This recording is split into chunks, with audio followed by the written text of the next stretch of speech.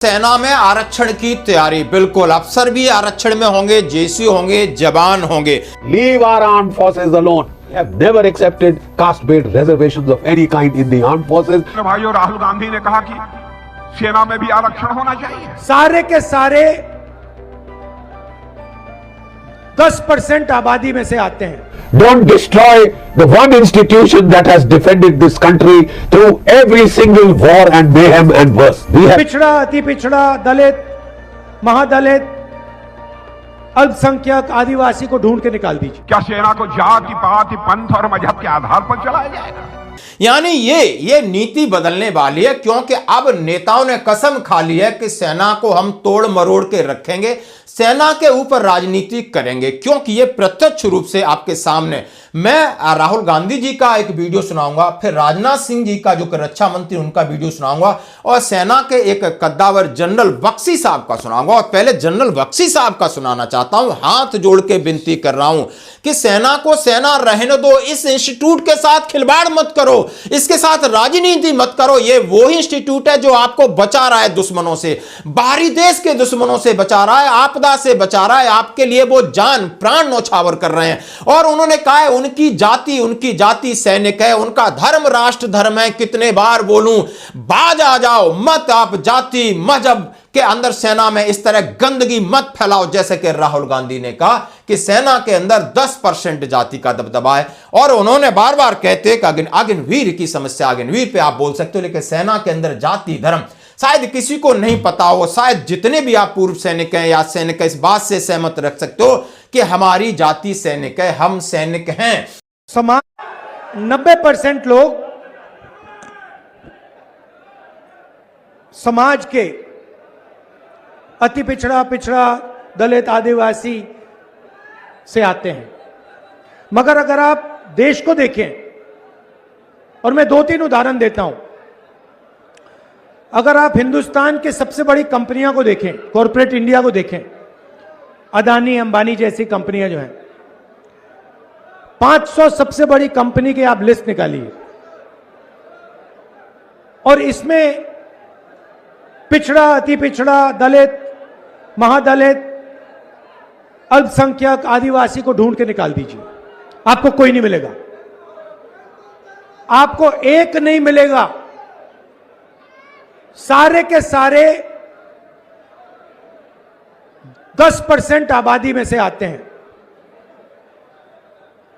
सारा बैंक का धन उनको जाता है, सारी नौकरियां उनको जाती हैं, ब्यूरोक्रेसी में उनको जगह मिलती है। आप जुडिशरी देखिए, वहां भी उनको सब मिलता है। सेना में उनका कंट्रोल है। और हमारा धर्म राष्ट्र धर्म है, इसके लिए हम प्राण तक दे सकते हैं। फिर कितना बड़ा प्रूफ इन नेताओं को चाहिए जो कि अपनी राजनीतिक रोटी सेकने के लिए यानी अब सेना को भी नहीं बकते।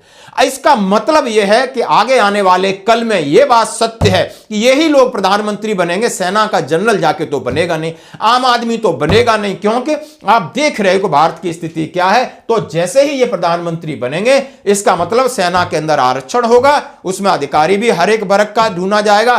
पहले धर्म के नाम पर आरक्षण, फिर जाति के नाम पर आरक्षण, फिर पिछड़ा अगड़ा का आरक्षण, फिर छोटे बड़े का आरक्षण, और यही चलेगा। यानी सेना के इस तरीके से अग्निपथ स्कीम यानी अग्निवीर स्कीम तो खत्म होगी, हमें उससे सेना को कोई इससे मतलब नहीं है। लेकिन पूर्व सैनिकों में बहुत आहत और गुस्सा है कि इस तरीके के स्टेटमेंट शायद सेना को कमजोर करने के लिए दिए जा रहे हैं। आपकी क्या राय?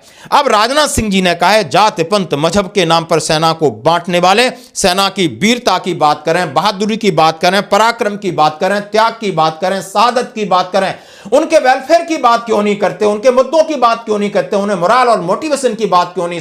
भाइयों, राहुल गांधी ने कहा कि सेना में भी आरक्षण होना चाहिए। क्या सेना को जाति, पाति, पंथ और मजहब के आधार पर चलाया जाएगा? वहां कोई किसी की जाति नहीं पूछता, कोई पंथ नहीं पूछता, सभी वर्गों के लोग हैं, सभी जातियों के लोग हैं, आदिवासी भी हैं, वहां पर भी उनको आरक्षण।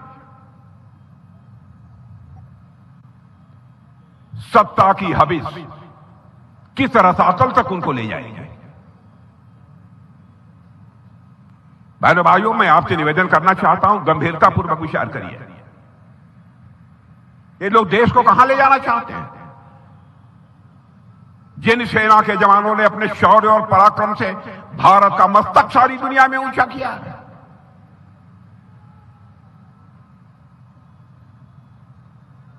उनको भी जात पात पंथ मजहब क्या था, कोई हो, हिंदू हो, मुसलमान हो, कोई किसी जाति का हो, यदि सेना में भर्ती हो गया तो उसका एक ही धर्म है, वह सैन्य धर्म है। कभी कोई यह बात करने की हिम्मत नहीं करता था। क्या हो गया है इनको? कभी कुछ कभी कुछ। ये राहुल जी, आप जाति और धर्म के आधार पर राजनीति कर रहे हैं। भारत का रहने वाला हर नागरिक हमारे परिवार का सदस्य है। हमारे देश के और ऋषियों मनीषियों ने भारत की सीमा में रहने वाले लोगों को ही अपने परिवार का सदस्य नहीं माना है, बल्कि पूरे विश्व की धरा पर रहने वाले लोगों को अपने परिवार का सदस्य मानते हुए वसुधैव कुटुंबकम का संदेश सारे विश्व को, दुनिया के किसी एक धरती से गया है तो केवल और केवल भारत की धरती से गया है। मेरे बहनों भाई, करते कि सेना को और कैसे मजबूत किया जाए, सेना को कमजोर किया जाने वाली बातें करते हैं। तो आप ये देख सकते हो कि ये लोग कहां तक नीचे गिर चुके हैं। और सेना के साथ आप देख सकते हो कि लगातार इस तरीके की बातें सेना को भी आहत करती हैं। कोई भी सच्चा सोल्जर उसको कभी ये चीजें पसंद नहीं आएंगी। जैसा कि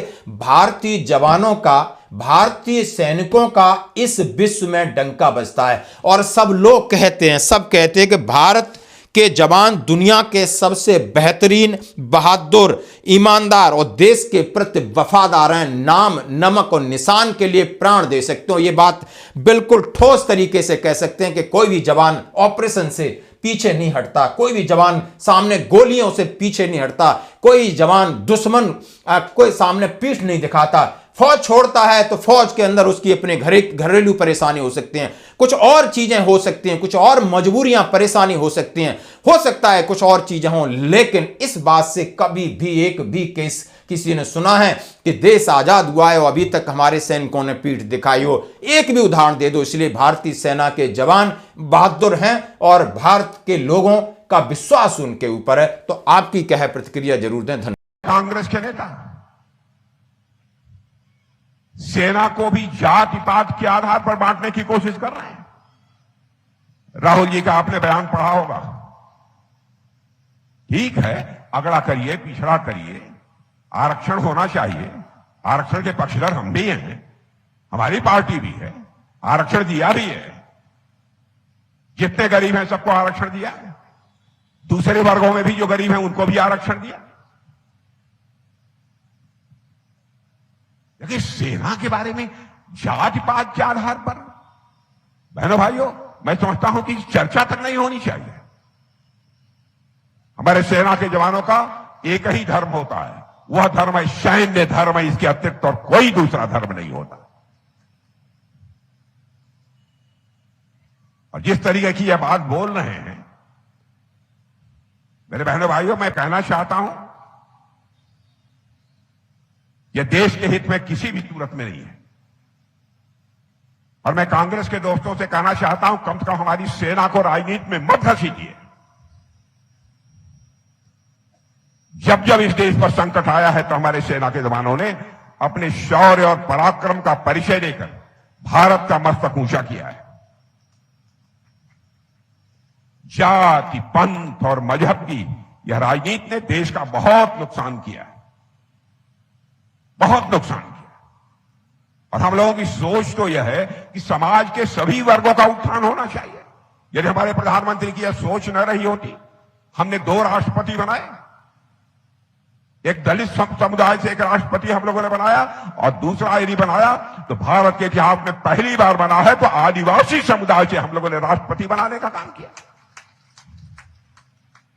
हम समाज के सभी वर्गों को साथ लेकर चलना चाहते हैं।